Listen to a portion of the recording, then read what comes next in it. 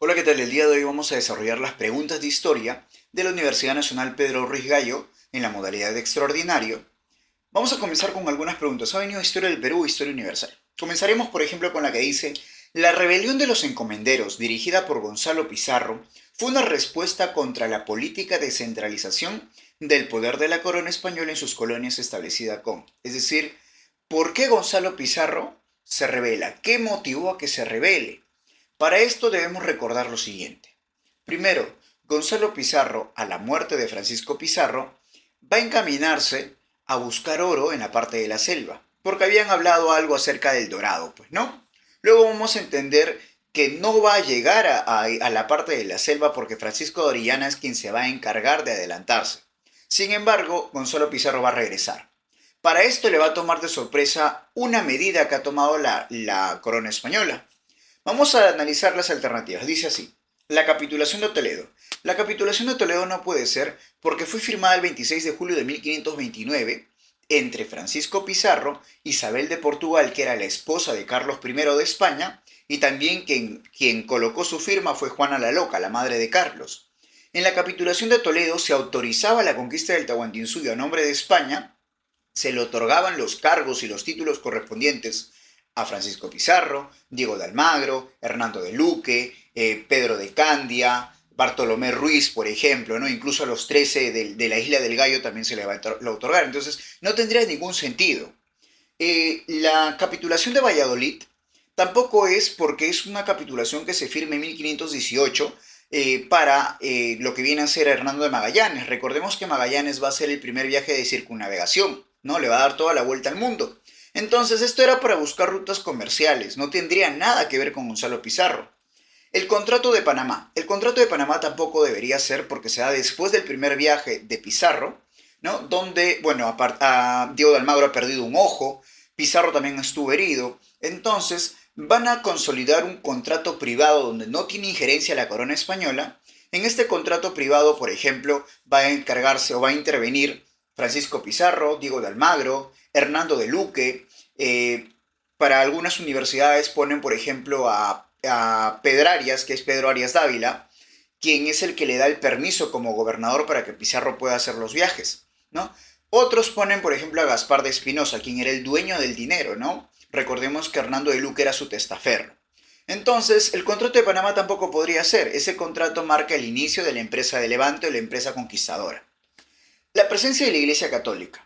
La Iglesia Católica beneficiaba a la corona española y beneficiaba a los españoles, porque con eso, por ejemplo, tenían una justificación exacta para poder someter a los demás indígenas. Entonces no tendría sentido. La única que entraría a tallar acá son las nuevas leyes de Indias, que va a establecer, sobre todo, va a establecer algo, le van a quitar la figura de vitalicia del encomendero. Recordemos que ellos querían ya quitarle poder a los encomenderos por los abusos que estaban cometiendo, y esto se da a conocer a la corona española por parte de uno de los religiosos llamado Bartolomé de las Casas, que manifiesta todos los abusos que van a sufrir los indígenas. Entonces, esto de acá va a hacer que la corona española suprima el poder de los encomenderos y solamente va a durar por una generación.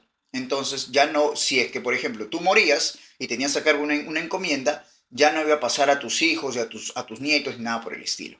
Entonces, la alternativa correcta vendría a ser las nuevas leyes de Indias.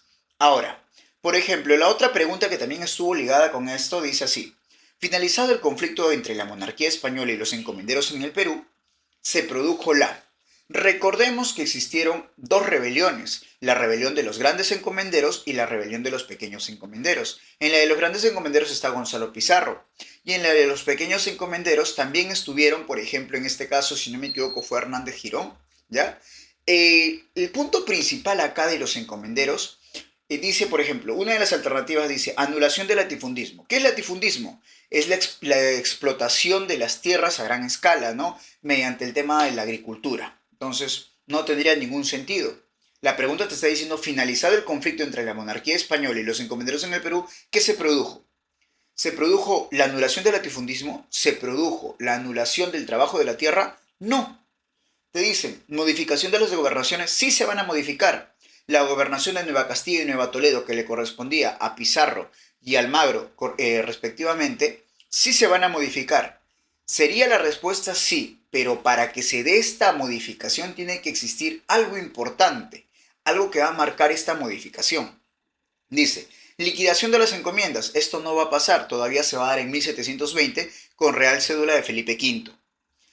Otorgación de las encomiendas a perpetuidad para los conquistadores españoles y sus familias. No, porque ya te dije que los españoles, la corona española lo que quería hacer era suprimir el poder de estos acá. Entonces sería imposible. La respuesta correcta sería organización del Virreinato del Perú. Una vez que se empieza a organizar ya el virreinato, se va a modificar y tanto la gobernación de Nueva Castilla como la gobernación de Nueva Toledo van a formar uno solo que vendría a ser el Virreinato del Perú. Ahora, la siguiente, por ejemplo, nos dicen, el horizonte Chavín representa los primeros avances en arquitectura. Imposible, porque recordemos que también había existido, por ejemplo, Cotos, existía Caral, ¿no? Existía Cunturhuasi, existía Sechín, ¿no? Entonces, que tenían ya edificaciones como tal. Entonces sería imposible marcar a Chavín como uno de los principales o los primeros avances de arquitectura. El origen de la agricultura no. Recordemos que si nosotros no mencionamos el periodo lítico, se podría relacionar el periodo lítico con la parte del paleolítico, el periodo arcaico inferior con el mesolítico y el arcaico superior con el neolítico, donde se da la sedentarización, el surgimiento de la agricultura en esa zona, ¿no? Pero en ese caso estamos hablando no del Chavín, porque Chavín viene después, es la parte del formativo medio o la parte del horizonte temprano, entonces no sería la respuesta. ¿Una expansión militar? No. Recordemos que Chavín sí se va a expandir, pero de manera cultural. Va a influenciar culturalmente. Y recordemos que tampoco tuvo ejército. La decadencia sacerdotal. Sí existió decadencia sacerdotal a finales de la cultura Chavín, porque la gente se dio cuenta de que ya no era necesario depender de los sacerdotes, sino de ellos mismos. Pero esto de acá, Chavín no representa una decadencia sacerdotal. Lo que representa es la síntesis cultural del formativo. ¿Y esto por qué se da? Se dice muy bien que en este caso va a influenciar en lo que viene a ser religión, cultura, cerámica sobre todo. Entonces, esa es la respuesta correcta. Una síntesis del formativo, una síntesis cultural del formativo. Ahora, la siguiente pregunta nos dice, a ver, existe una relación estrecha entre el poder y el control de los recursos a lo largo de la historia. El surgimiento de los estados de Egipto y Mesopotamia se produce principalmente al dominio que estos tuvieron sobre. Entonces, ¿el poder de ellos radica en qué? Recordemos que para esto hay una mnemotecnia. Mechín, Mesopotamia, Egipto, China, India, que son civilizaciones fluviales que dependen de las aguas del río. Por ejemplo, Mesopotamia del río Tigris y el río Éufrates, y Egipto del río Nilo. Entonces, el control que ellos manejan no es el petróleo, no es la propiedad, no es la sal, tampoco es el trigo y la cebada. Netamente es el agua. Dice, existe una relación estrecha entre el poder y el control de los recursos a lo largo de la historia. El surgimiento de los estados de Egipto y Mesopotamia se produce principalmente al dominio que estos tuvieron sobre. Ahora, las civilizaciones de los sumerios, los acadios, los babilónicos van a depender de la agricultura y sobre todo Egipto, que depende justamente del río Nilo. Y en el río Nilo va a estar lo que es un fertilizante natural llamado el limo. Entonces, de ahí radica el control. Ahora dice, la sucesión cronológica de los curas de Mórrope y Pacora es una fuente que brinda información sobre. Acá la respuesta sí es un poquito tediosa porque te están hablando netamente de cultura lamayeque. Te están hablando de lamayeque. Y cuando se ha revisado, y he revisado el texto, la sucesión cronológica de los curas de Mórrope y Pacora, te hablan específicamente del origen de la cultura lamayecana. Recordemos que varios cronistas que estuvieron en los tiempos de la colonia y de la conquista van a tratar de recopilar información, pero el punto principal está que van a tratar de buscar el origen de cada cultura. Francisco de Jerez, por ejemplo. Por otro lado tendremos al señor, no recuerdo ahorita el nombre y no quiero parar el video, de todas maneras me lo dijeron hace un momento, ¿ya? Pero si tú googleas el nombre de sucesión cronológica de los curas de Mórrope y Pacora, te va a salir que va a tratar netamente sobre el origen de la cultura lambayeque y sobre el dios Nailap. No Nailam, sino Nailap. Y por último, en este caso vendría a ser el origen de la cultura lambayeque. Y el calendario de 365 días que rige nuestros días es un aporte de qué cultura. Romana no, porque romana te va a dar lo que es, por ejemplo, el mayor aporte de Roma es el derecho. La griega no, porque el mayor aporte de los griegos es la democracia.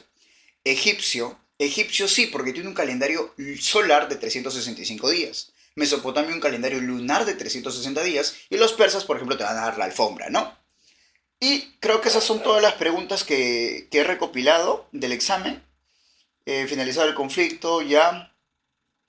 El Chavín, la rebelión de los encomenderos, existe una relación estrecha y la sucesión cronológica.